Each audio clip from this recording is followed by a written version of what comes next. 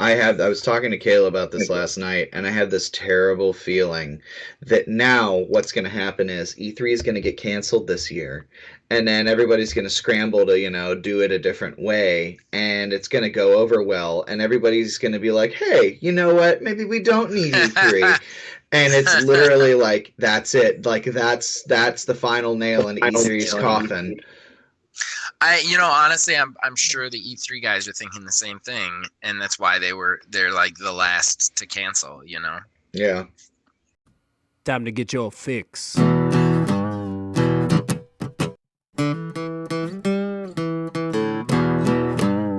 It's a horrible gaming podcast. It's not good, it's not great. Horrible gaming podcast. It's not even what you would call fair.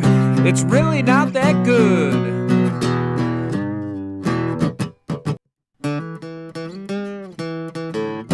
Horrible Gaming Podcast. Hello, my name is Zachariah Van Sliders, and welcome to episode 32 of a Horrible Gaming Podcast. With me is Neil, aka Tiny Wizard. Yeah. And certain other people were supposed to be here. This was supposed to be the first show where all three of us were on, and you better believe I'm going to blow up his spot because I'm sure he overslept. Logan is standing us up. So, Logan, first of all, if something terrible has happened to you, let us know so that we can help you. But if you overslept, I am legitimately mad at you. Just telling you that right now.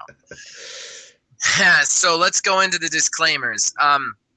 I want to hit a big disclaimer before we get into the other stuff. And that is, it's been a few weeks now that we have not talked about any of the coronavirus affecting the conventions.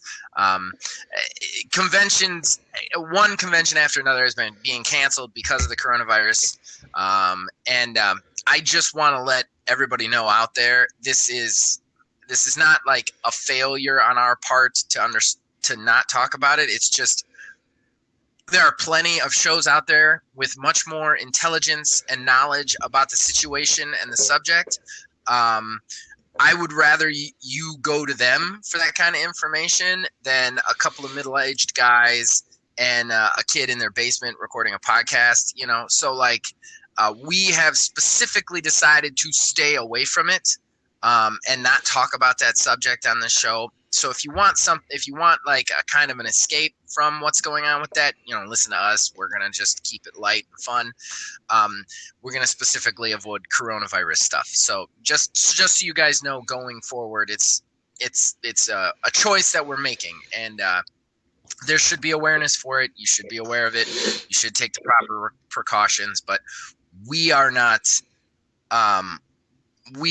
educated enough to be able to talk about it on a national podcast. So you guys go somewhere else for the coronavirus information, and just come here when that depresses the hell out of you and you need to laugh at poop jokes or something. So with that out of the way, let's do some credits. First credit, Mark Bell. Thank you for all the original graphics on the show. He does everything that's original on this and all of Old Man Gaming's shows. And then, of course, the theme song you heard at the top of the show was my brother. He wrote and performed it. Thanks to Nick Van Sliders for that. All right, so our opening segment is Fan Interaction. This is where we talk to you guys, the fans. We read your comments. We also use your comments to decide the Horrible Arena winner. We also ask you guys questions and just to have a dialogue with you guys. That's what we like to do. I'd like to say that we're one of the more connected to our audience podcasts out there. So let's get right into it. Let's decide the Horrible Arena winner. So, first, it's always a win, but I got a vote from Kayla S. from Kayla S. Zach, you need to get. She said also my vote goes to Project Divine. We're going to talk about the other comment she made in a second. But her vote went to Project Divine. Then via Discord. Remember, the link is in the description below. We got a vote from Kev Too Tall, who voted for Project Vast. And then, so we were all tied up, and I was potentially coming up with a tiebreaker situation, but Phil Billy 330, the only Foundation 4 member who is not on this podcast, voted, and his horrible arena vote goes to Project Divine. So I will return. The crown returns to my head, Neil. You almost had me. All right. Here you go. I do want to say something before we get into the rest of it. I really liked your pitch. And I told you this in person when we hung out recently. I think your pitch would have been made even better if you made permadeath after you completed the story, so you could just keep going back through the world that you were influencing after the end game. I think that would be just the coolest game ever. Like, you would get me all in on that one. Yeah, every single game, every time you would play it, it would be totally different. Even if you lost, all it would mean is just starting essentially a new game over. Right. And the starting of the new game over would mean that you get to play through it with all of the influence from yourself and the other players who are in the end game. So it would be it's just a different experience every time. I think that would be the masterclass of roguelike right there. Oh, yeah. Yeah, I never even thought of putting it in that group. Yeah, it would be. Yeah. Okay, so I want to read out one other one from Discord because I thought it was a really cool one. And I actually trolled him a little bit on Discord, so Kev Too Tall, I know you're listening. I didn't mean any offense by it, by asking you questions. But Kev Too Tall decided to just give us a pitch, which we welcome. I can't read all of these out if everybody did it, but he was the only one who did it, and I really liked his, so I want to read his on the show. So his pitch is, for starters, it's a buy-in once at retail with a monthly subscription. No buying future content patches. Developer is going to be Blizzard, but before the Activision buyout. Players will design a character and choose a class from hopefully tons of choices. Each player spawns on a different planet, parentheses, a la No Man's Sky. The universe itself is generated the same way, ever growing as people join. Now you can choose to spawn on a friend's planet, but it will reduce your protection period. On your planet, you grow and develop your character with quests and missions that feed into your class type. A fighting-based class will find and collect blood from savage beasts, where a politician will broker a deal for that same quest giver's testing to be allowed. This is also where you will work in your morals. Are you good, neutral, evil? Will you become a world tyrant and take your army to conquer others? Will you defend your world alone or defend others as well? Being conquered by another planet isn't death or permanent loss, though. You become enthralled by your conqueror. They now run your planet and have access to its wealth and resources. You're still alive as a figurehead. You may now come across quests to seed revolt among the people, gain support of a revolution, reach out to other planets who will help free and save planets. PvP will happen on 2 levels. If you are defending your planet, it will happen much like a first-person shooter. Any ticket-based battle mode from most modern FPS on a best-of-3 format. Also the option to fight it out in 1v1 in a best-of-5 in an arena like Mordhau or For Honor. Given the ever-changing landscape of Control, the player's story becomes the content. Will you aspire to be a galactic emperor or a savior of planets? Updates would be mostly cosmetic, with game balance regularly, along with new quests, skills, and technology. I thought it sounded really cool. I'm not a guy who buys into monthly subscriptions, so that would probably keep me away from it. But other than that, I thought it was just, I really liked the idea of the owning the planet and just it never kind of being done, you know? Yeah, I'm not one for that sort of game either, but I can see objectively that it is a good idea. It's a really good idea. Yeah, I think as a games of service, it's a really good idea, and I would love to see it out there. And I felt like it was good enough to read. The guy put a lot of work into it. So Kev Too Tall, we read it on the show. You got to keep listening to us forever now. That's just the rules. Okay, so I wanted to talk about earlier. I'm very excited about. Kayla also said, Zach, you need to get a Switch to play Animal Crossing so we can visit each other's islands just to infuriate Neil further. Now, everybody out there, Neil has this weird... Neil is weirdly triggered about Animal Crossing. He thinks Animal Crossing is stupid, and he's upset that Animal Crossing and Doom Eternal are coming out on the same day. He's even more infuriated by the fact that me and his wife troll him about it, which is just... It makes my day. Every day, so I responded to her and said, thank you, madame. The vote is appreciated. And then I said, oh, yes, we must make this happen. We should do a video that isn't gameplay. It's just us on either side of him playing Animal Crossing on the Switch while he rolls his eyes irritated. To which she said, oh, man, gaming, I'm in. Now we just need to figure out a way to, like, trick you to being on the couch so that we can record this video.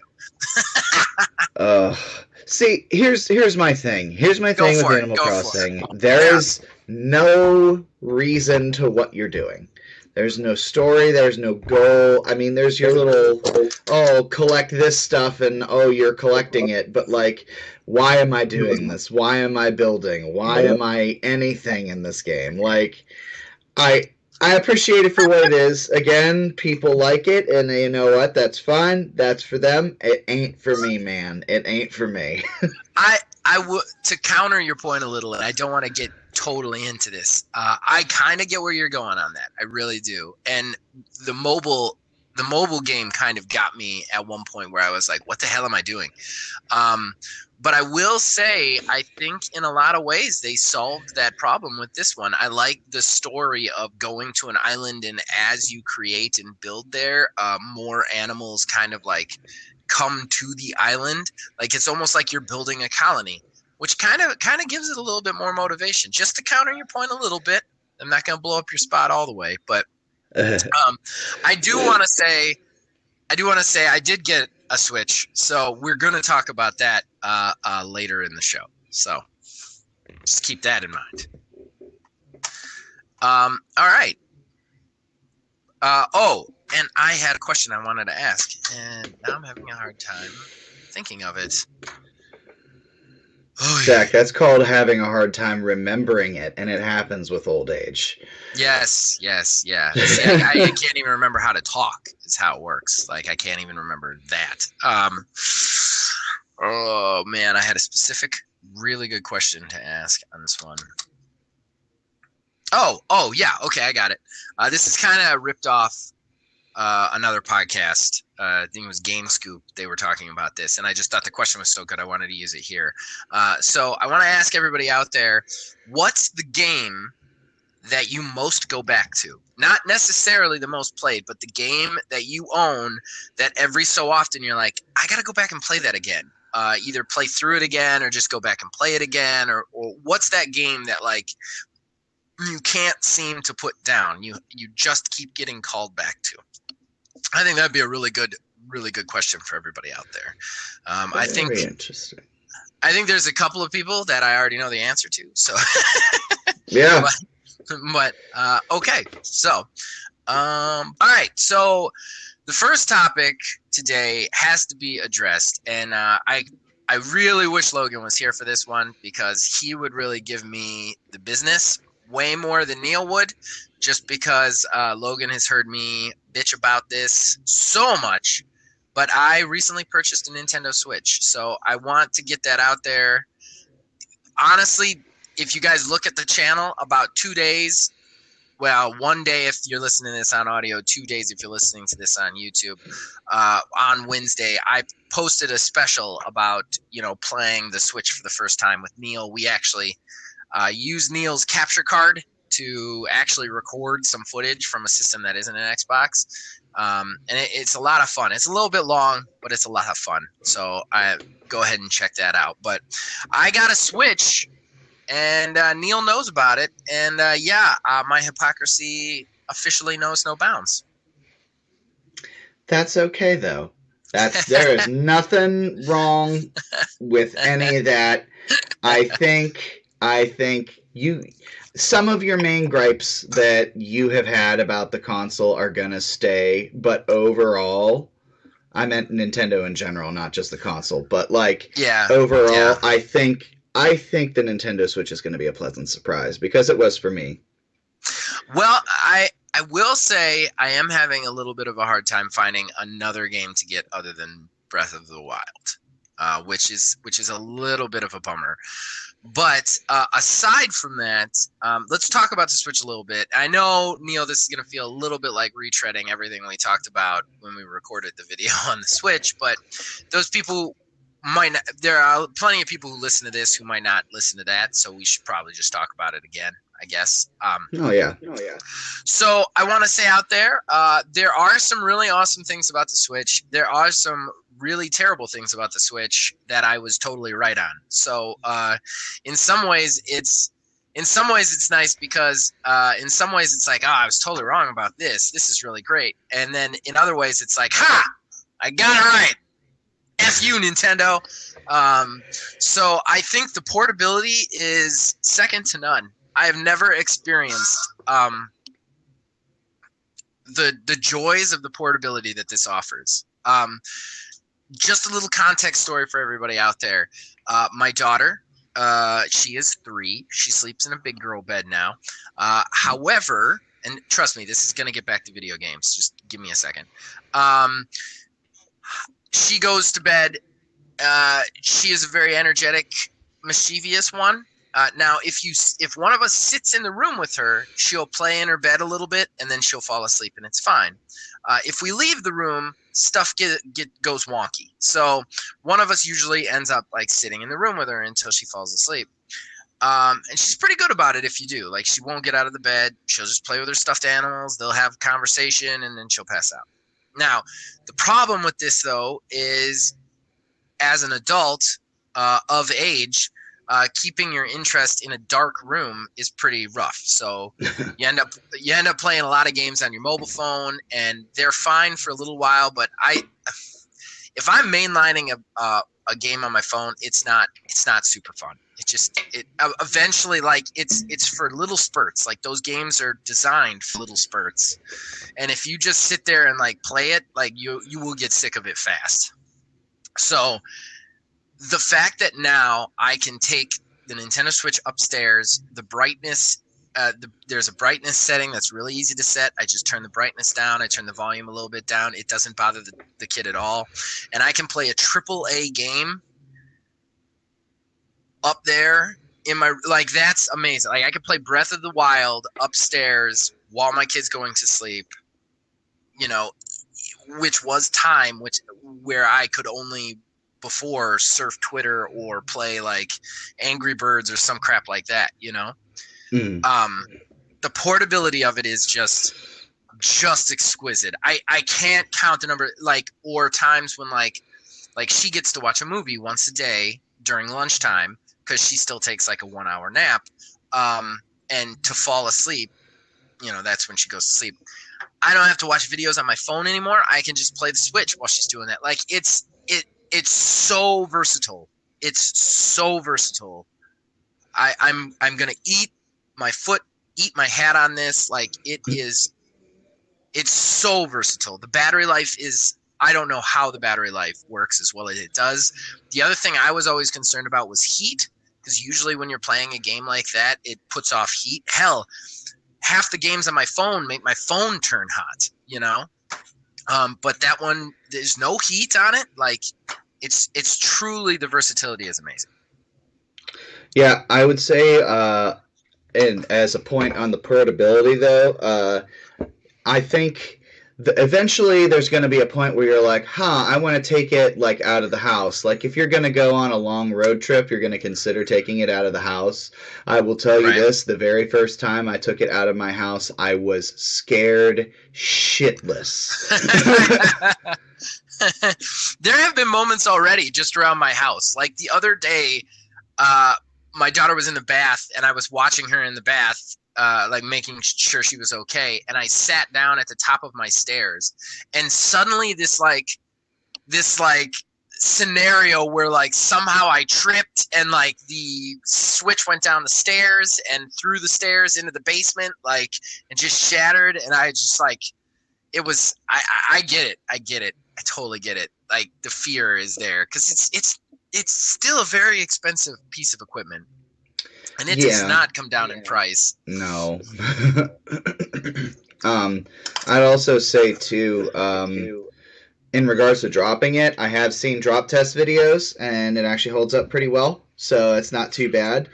I know also, like, we have a case for ours, and that thing has been a godsend, because even just moving stuff around sometimes, if you remember, I actually when I brought all my stuff over the other day, I brought my Switch Pro controller in an Xbox One Elite controller case because we actually had one of our Pro controllers go bad from just transporting it in my book bag.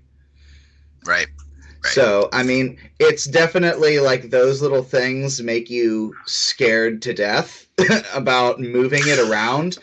But, well, and the horror stories about the Joy-Con drift has made me like, I've gotten killed in Zelda because I'm afraid to like move the joystick too hard. So I'm being super gentle with it, and I end up not even moving the character sometimes. Like, I know what you mean about that. I will say, on the other hand, I think, and while all the games coming out for it are really like surprisingly small, it only has a 25 gig hard drive, which is I think a little bit lackluster. But counterpoint to that argument is you don't need a big terabyte hard drive to store more data. You need like an SD card, because like the games like Warframe, for example, is like 100 gig download on Xbox. On Switch, it's 18.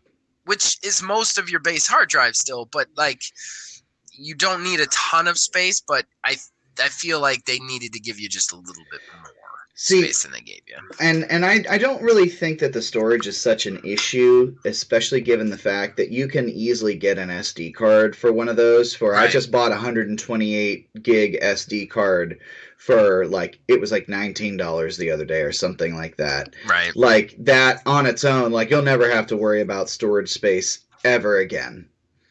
Right. Especially with the Switch. Yeah. And that Animal Crossing, baby. I can't wait. Oh, sweet 20th. Christ. It's coming. I'm not going to lie. It's kind of the reason I pushed for a Switch, because I want that game. I'm an Animal Crossing dude. What can I say? Just because I'm 38 and I got gray hairs and I got testicles that sometimes dip in toilet water, I'll tell you right now, my friend. I love how you just like casually just slid that one in there.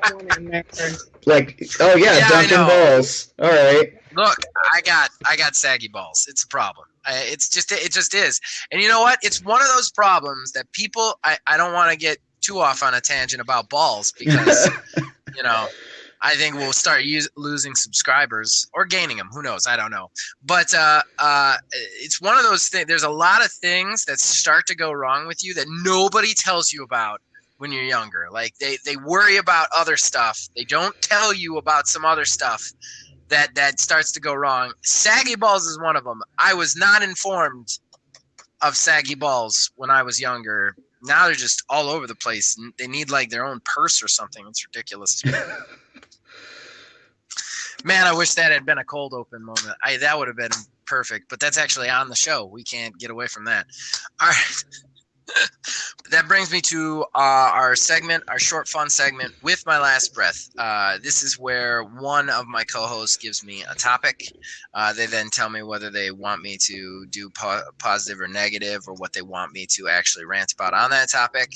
And then I get a minute and I get to rant about it as best I can. And then they give me a letter grade at the end as to whether I did a good job or not. So, Neil, You have the con, sir. What's it going to be today?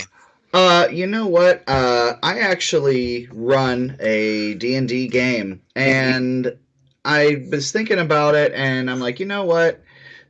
I think D&D is really probably the best RPG out there, even standing it up against games. So I think that you should rant about, and I know that you tabletop game too, so I want to have you go on for a minute about why tabletop gaming is the best sort of RPG.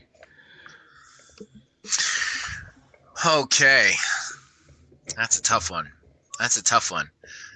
You've definitely got me in a moment where like my love of tabletop and pen and paper is at an all-time low right now. So this is going to actually be a little bit tough for me.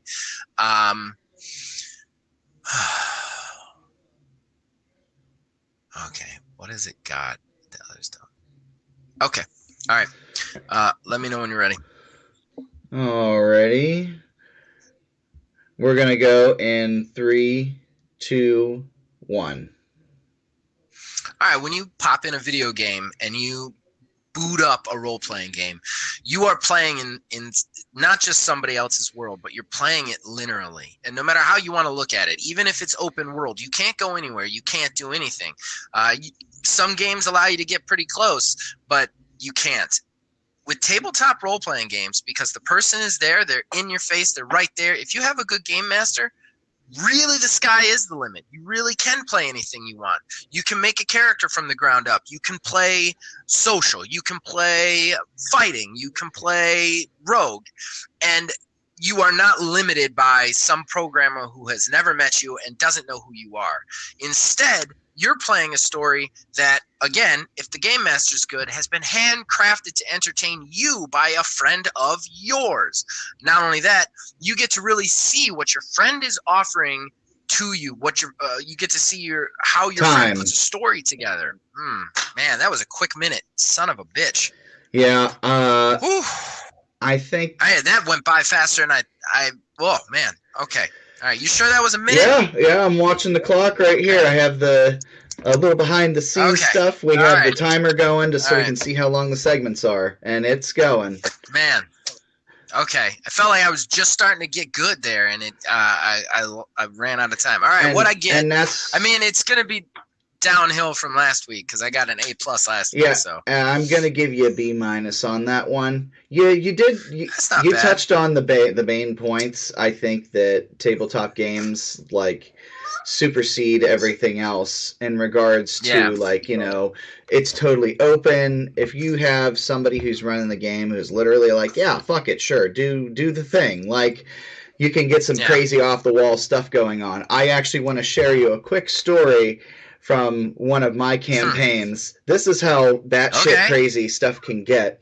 My wife actually was playing a druid in the final fight of an arc of this campaign. And through some bullshit and shenanigans, an atomic bomb, a real-ass atomic bomb, was brought into the mix. And it was being protected by a magical field.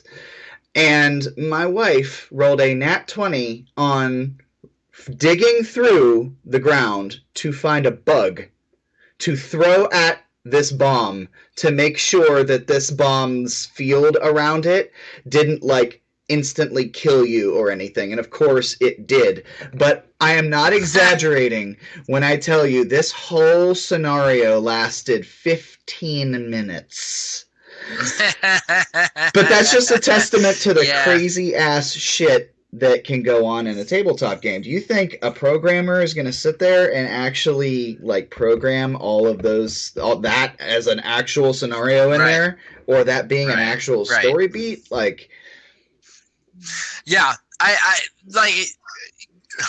Again, before we went in, my love of tabletop is at an all-time low right now, and I think that's just because.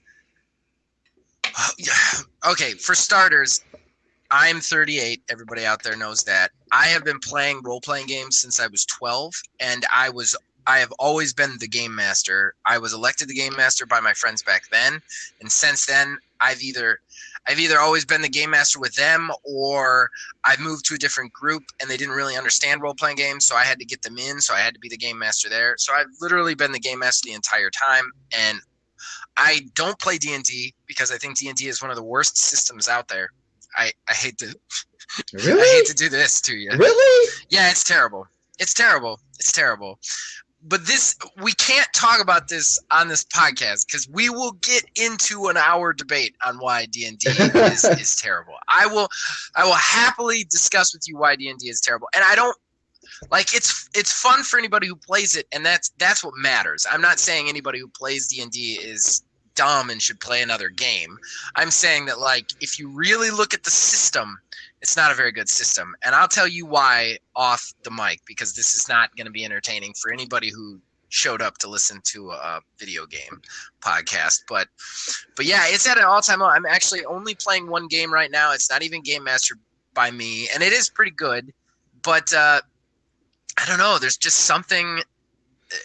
I've just fatigued on it, I think. And I've been playing with another friend of mine one-on-one games for probably our entire life. And we're in between one right now, and I'm supposed to be getting one ready, and I'm not, because I just can't get to the spot that I have been in. Like, I just don't care. It's weird. Oh. It's weird.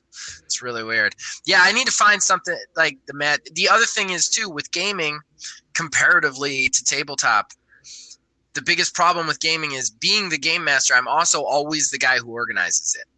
Like, always. Like, not in the one that I'm playing right now, which is what's nice about it, but I've always been the guy who's got to set it up. Like, always the dude who got to set it up. With a lot of stuff that I do, I'm always the guy who's, like, setting it up.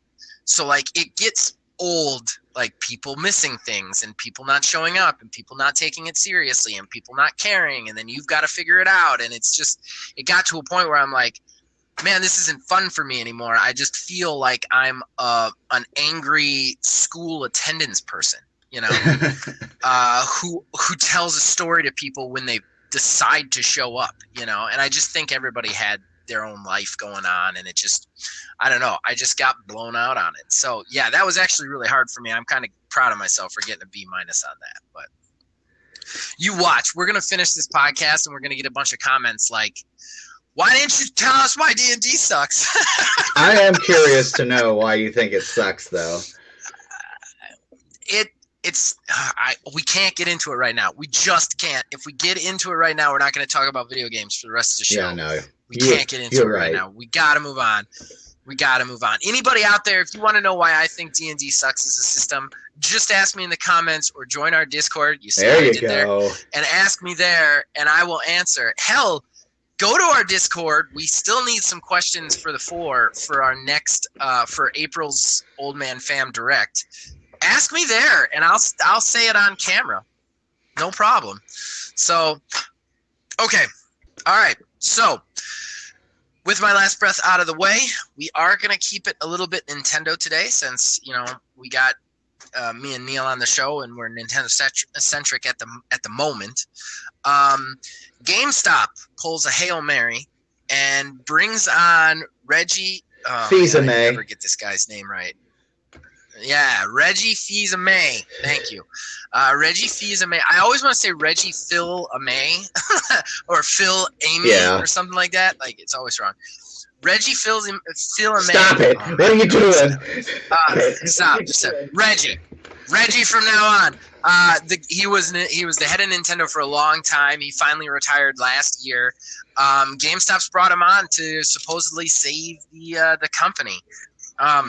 I'm gonna let you give us your thoughts first. I actually have some thoughts on this, and our other Foundation 4 member Phil Billy really wanted me to read some of his thoughts as well. So I'm gonna say with this, he definitely.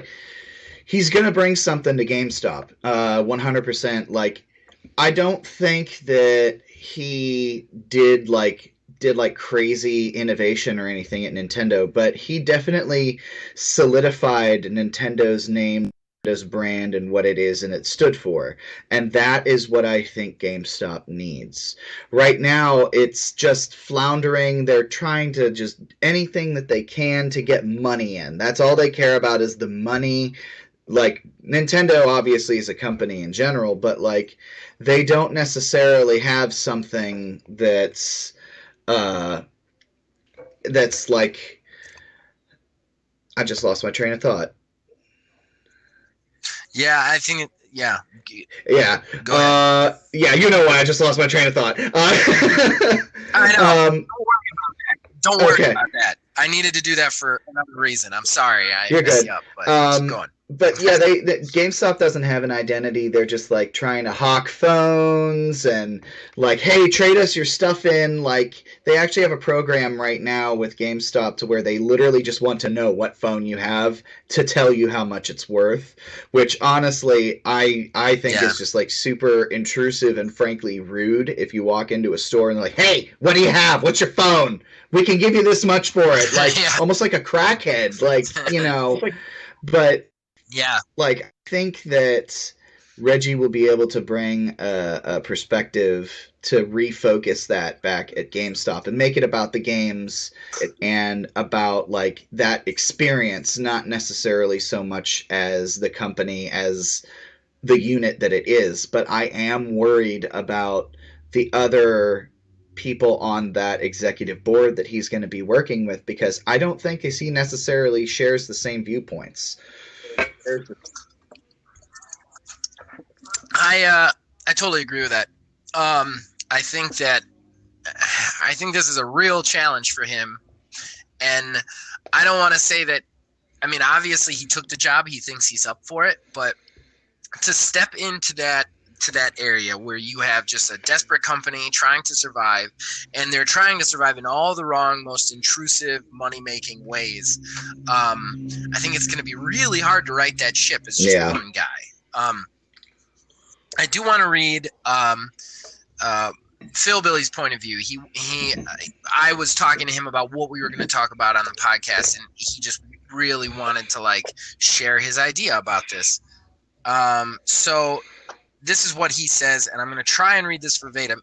Remember, he's talking to me on this. So, I truly think GameStop offered Reggie a good amount of money to get him on the board, to give people hope, and more so impress investors who have been pulling out, to get them back in and raise the stock prices so they can sell and walk away from that sinking ship with padded pockets. I do not think at this point, with the failing business, public awareness of employee mistreatment, and shady practices, that they even want to save the company. I just think they want to milk it for everything they can. First of all, Phil, thank you. This is a really good take. I think it's a really well thought out take. I don't necessarily agree with it, and I'll tell you why. And he's kind of in a rough spot where he gives us the take, and then we can rebut him on the show, and I don't think, and he can't like then rebut our rebuttal. It's not really fair. So I just want to say that right now. But personally, I think but as I was saying, I think this is a really cool, well thought out way to look at it, and definitely a way to look at it I wasn't thinking of. But and only time will tell with what they're actually doing with that company. But personally, I think if they were going to do that, they would have done that before they spent a whole year shopping companies and getting the door slammed in their face. And that could have just been lack of foresight from them. They are known for lack of foresight, so he could still be right, and they just didn't think about it beforehand. But they spent all of 2019 trying to like sell that company. I don't know why they wouldn't have picked up somebody like Reggie back then to do that. Yeah, So I feel like this was we can't sell. We've tried to sell. We need to do something. Let's see if we can't get this guy who has a lot of goodwill out there on board. That's what I think.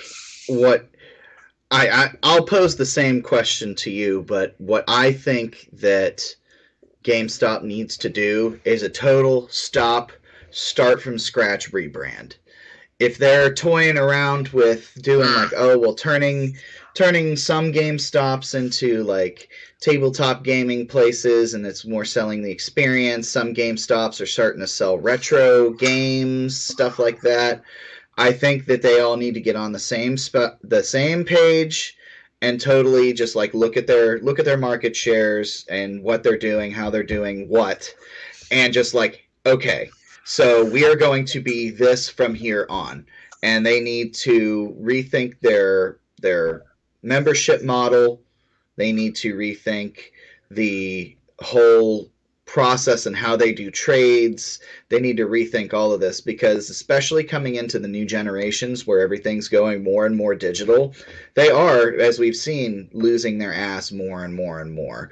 I think they need to go back to taking in trades on even like retro games and still selling those retro games. Instead of having 8,000 copies of the same one game that's been traded in time and time again that nobody wants, have like 3 copies total maybe, but have more stake in, let's bring back those Super Nintendo games. Let's bring back those Sega Genesis games, the Nintendo 64 games, because people are willing to pay more for those. Right. People are willing to spend $60 on a Super Nintendo game, as long as it's one that they want. I mean, they had this one of their store. They've remodeled a couple of stores, like for like trial periods. One of the stores we talked about, now, I want to say sometime mid last year, and I really liked the idea of it. It was geared a little bit towards a middle-aged person, and really that's what you need to gear it towards, because those are the people who are buying physical copies of anything. Not to be ageist, but most young people are buying digital copies. It's just the way it is. And it was a little bit more like that. It was little bit more almost like a man cave for gamers sort of situation. I think, well, a man cave isn't the right. A gender neutral cave. Nondescript, gender neutral. I've made a terrible mistake. Person cave. Terrible mistake. A person cave. A gamer cave, basically. I think the big thing that I want to hammer home to everybody out there is you don't want to lose GameStop. Mm-hmm. As terrible as this company is, it is. And as mean and as cold-hearted as it is to its employees and its people and its customers, it is the only place to buy video games in the way that you buy that people understand buying video games, because you're not going to get to do the stuff with Walmart and Target and Amazon that you do it at GameStop. Like it's the last video game realtor, exclusive video game realtor that's dedicated to video games. Really, when you look at it, there's some mom and pop shops out there, but for the most part, it is the last national video game retailer that is dedicated to video games. You don't want to lose that. I want it to be better than what it is. Don't get me wrong. I'm not giving them a pass on any terrible stuff they do.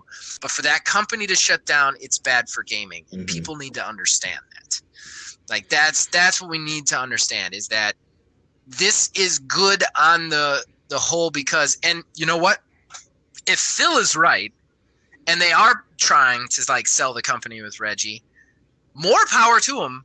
Get it sold to somebody who's going to let Reggie have more power and do what they need to do with it. You know what I mean? Like, get the people out who don't understand what they're doing in gaming and are mean to people, and get the board of directors on that company to be the people who it need to be, who are gaming forward people. Yeah, you know what I mean? I do want to make a point in the whole being the how the treatment of employees and these policies and these programs that they keep rolling out.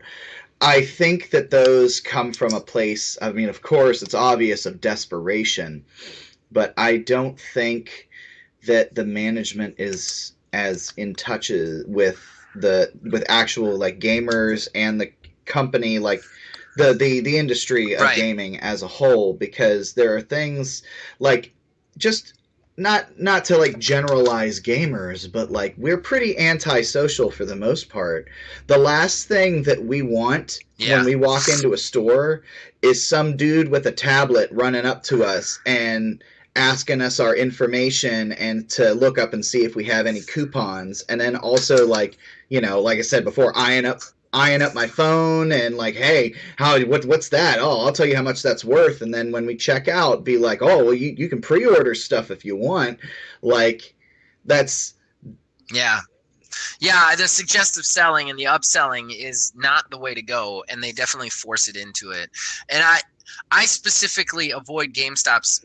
When I get that experience, I avoid that GameStop. That GameStop is not a GameStop I go back to. If I am accosted at the front door by a salesperson, and I know what you mean, and they do that. There was a GameStop situation that I had. This was some time ago, but I was buying a game. I had waited in line. I had waited in a 5-person line to buy one game because this girl who was selling stuff had to suggestively sell, and it's not her fault. She's forced to do it by the company. She had to suggestively try and sell, upsell like 5 different pre-orders and 3 different DLCs to every person who's buying. Even if it was just like one of the people in front of me was a mother buying a game for a kid. She's not going to buy pre-order DLC for that kid. Just sell the stuff and let him get out of there. Then when I got up to it finally, like I was in line for 40 minutes at this place. I got up to the front finally, and then she started to do the same thing to me, and I was like, please, I just want this game. That's it. I've been waiting in line. I need to get out of here. It's no offense to you. And she's like, I'm sorry. I have to go through all of this for you. And it's that kind of stuff, you know, that just like I was like, I'm never going back to that GameStop. And the GameStops that I go into, it's funny too, because I always do the survey. I always do the survey at the end because I'm trying to win that $100. But the survey always is like, did somebody come right up to you and talk to you? And I always answer yes, even if it's no, because I don't want anybody there to get yelled at for not doing that, because I don't want them to do that. I mean, I don't mind from behind the counter hey, how you doing today? You know, that's fine. But like what you're talking about, where like they're just there. Like I don't want that. I don't want that kind of help. I know, you know. And I also do want to mention that these thoughts and feelings that I have about GameStop are strictly my own. I should probably preface that they are strictly my own, influenced by absolutely nobody other than myself. So I'm just going to leave that little nugget right there. 100% me. We are not even going to comment on why we would need to say that. But yes. They are all yours. Just yours. But nobody else's. To kind of wrap it all back up though and put it in a little bow on top, I think that this is a good move for GameStop, even if it's, as Phil is saying, like a figurehead, a face that somebody knows and trusts. That on its own, I'm sure, I mean, I haven't looked at the numbers, but I'm sure that did something for the stock as it is. And I think that is a good move to get him there. Now, why he's there in the first place, we can only speculate. If they are trying to get a good face on there to sell the company in general, like you said, they probably still would have been doing that like they did before. But nobody was buying the company in the first place. So I think a sale might be out of off the table, but who knows? But I do think that Reggie can do something, even if he's just there to be that smiling face, to help to start to turn GameStop around. And I think if we hear like months from now that Reggie decides to leave, I think we're going to go back into the death throes of GameStop. Right. I agree. Okay, so we were going to do one more topic. Both me and Logan, we're going to play the Battle Royale that dropped yesterday for Modern Warfare. Crazy news. Out of nowhere, they decided to just make it free. It's called Warzone, so you can download it for free. But we couldn't do that. for something that I'm going to kind of rant about. And I know everybody out there is going to be like, but it's free. And I get that. However, they make you download the entirety of the game, all 96 gigabytes, for just the Warzone mode as well. That is ridiculous. I have never, ever needed to play, had a battle royale by itself require 96 gigabytes of dedicated storage. It's absolutely insane. I could not get to play because I couldn't get it downloaded in time. So I just want everybody to know that's why we haven't done it, and I'm kind of furious about it. It's serious points against. Serious points against. Like, I don't care how good it is. The fact that I have to keep 96 gigs, like, I mean, at least with Destiny 2, I get a whole game there. Like, 96 gigs for just a battle royale is insane. Like, I don't know how they didn't, like, find a way to segment that. But I'm very frustrated about it. It's very irritating. I mean, I think it is absolutely ridiculous, too, that they can't parcel that off. I mean, maybe if they're using assets from other things that require the full, like, Call of Duty game, like, okay, but I think that I hope that this is something that's addressed in the next generation, is the fact that, like, you can download pieces of a game, only the stuff you want to do with. And I think it was the Game Informer podcast had alluded to something like that last year, that was a possibility on the table, because there are some things, like, let's be real, shooter campaigns, if you play them at all, you play them once, and then it's straight up multiplayer. Myself, I have Halo 5 installed. It's like something stupid like 110 gigs right now. It's insane. And if I was able to shave off all of the stuff that I don't use and just use strictly the multiplayer stuff, who knows? Right. It'd be 30 gigs tops. It is ridiculous. It's absolutely ridiculous that you've got to have that much space for a dedicated to a multiplayer, basically for Halo, for a team deathmatch. Like, I am super frustrated by it, and it's one thing. Like, and when I heard that they were going to do the free thing, I was like, that's the right move, because being a guy who's played some battle royales and knows at least enough about it to know that, like, battle royales really, like, feed off of continuous player base, and they feed off the updates. I kind of felt like Call of Duty was in an issue when they released the last one on Black Ops, because they're an annualized franchise. Right. What are they going to do with that, you know? So when they announced that they were going to just do another one, I was like, that's not how battle royales go. But they made it free. I'm like, okay, all right, you can get away with that then. The problem is, though, is 96 gigs, like, it's not free, because you're paying for the rest of it with your hard drive, and I'm a little irritated. Like, if I've got a 96 gig game on there, I want to know why I have a 96 gig game. And I just don't understand why that multiplayer requires me to have the whole game downloaded. Like, it's just annoying. So, that's all I wanted to talk about on that. I also do want to tell everybody out there one last thing before we go to Horrible Arena. Just a little shout out.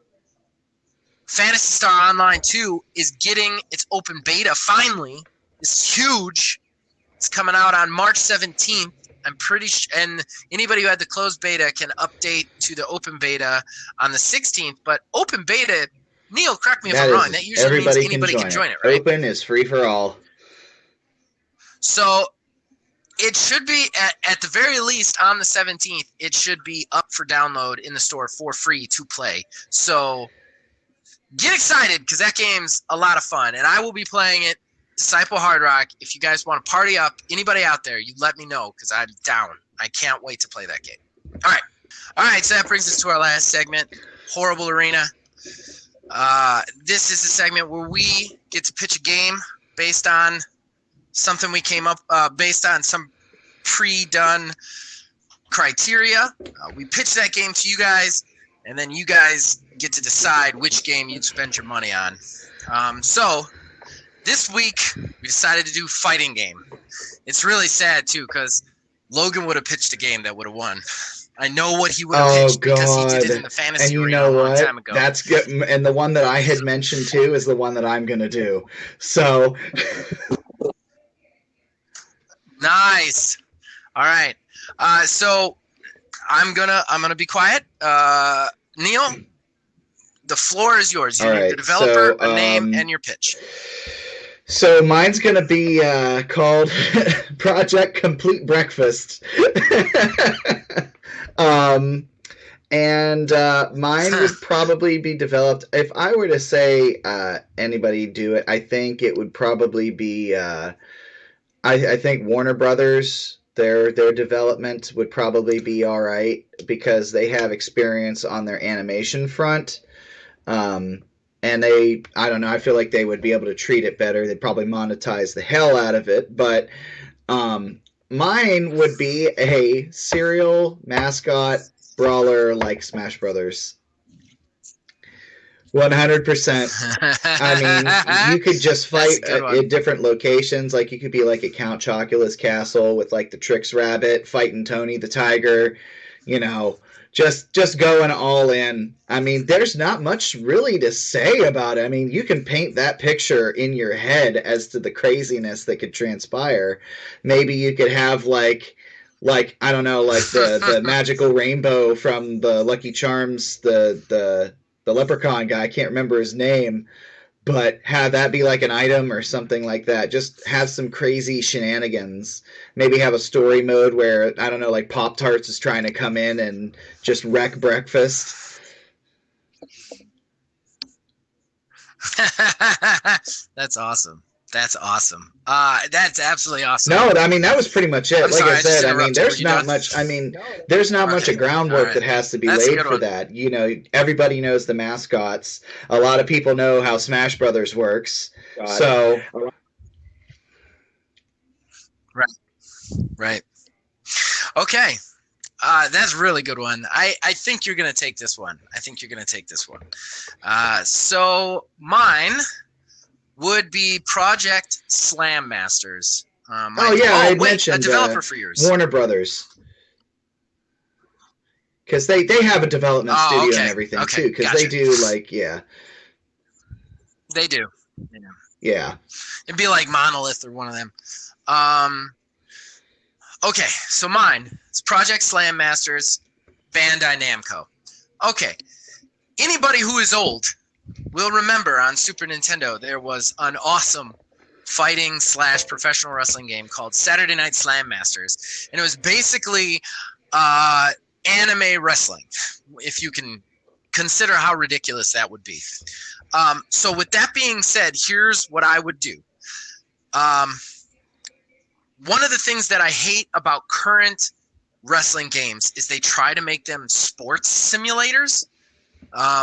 They try to make them kind of like these like realistic looks at wrestling. And while in some ways that's cool, it doesn't really work because the actual action on the screen does not represent what you see in a wrestling match, because a wrestling match is, predetermined so that it can look cool. Whereas when you're in an actual match, you save up your finisher, you do it 3 times and whatever. So with this, the button prompting would kind of like, you would store up stuff by getting hit by the other person. So it would be this kind of like seesaw battle where you have to kind of really manage like your damage versus how much fan approval you're getting, because the fan approval allows you to do bigger and cooler moves to end up getting over with the crowd. Does that make sense? So basically what you're trying to do is you're trying to make the best match. You're not trying to like necessarily win. You're trying to make the best match. You're still trying to win. You're still trying to come out on top. But to come out on top, you have to get the best match. Like, because getting the best match allows you to save up your finishers so that you can do it to the opponent. So it's this weird like seesaw battle of that. Other than that, it would have a lot of games of service situations. From the standpoint of Fire Arcade Wrestling, I don't know if you know anything about that, but basically it's very It's very 8-bit graphics, but because of that, they're huge on modding. So like every company has simulatory characters in it, and you can download any roster and put them in there. With this, like, it would be very easy to create characters and rosters and procedurally generate the rosters so that anybody's game, anybody who played the game, their game would generate all the wrestlers completely brand new. So like when you boot up the game, it procedurally generates the wrestlers for you from scratch in your specific league to your game. And then you can go online and download your friends' wrestlers, and you can play which wrestlers you want in it. You can create your own characters and add to it. You can edit the wrestlers, and you can just have that control that the WWE games kind of lose because they try and be like Madden instead of being a more fun thing. So that's it, everybody. You've got 2 projects this week because Logan overslept. So you got Project Slam Masters versus Project Complete Breakfast. Which fighting game would you guys spend the money on? Which one would you want to play? And that brings us to the closing of the show there, Neil, because I got to go figure out what I'm going to do with the stack of cabinets on my front porch. Right? So I'm going to do a real quick pitch. Guys, check out our Old Man Gaming Direct for March if you want to know all the shows we have going right now. We've got something for everybody. We really do. I do want to specifically plug the Nintendo Switch special called Switching Over. We posted it 2 days ago, 2 or 1 day, depending on where you're listening to this, ago. Check that out. Me and Neil did that together, and it was a lot of fun to actually play with a capture card, too, for the first time. Other than that, you can check us out at Facebook at Old Man Gaming DH, on Twitter at Old Man Gaming 9, and of course, join our Discord. We put the link in the description below. We'd love to see you there and chat with you. You can influence all the shows, including this one, as well as Old Man Direct. We'd love to have you guys bet on who's going to lose first in On the Hunt. It's a fun time no matter how you guys look at it. So thank you guys. As long as you guys keep watching and listening to these, we will keep making them. We'll see you guys next week.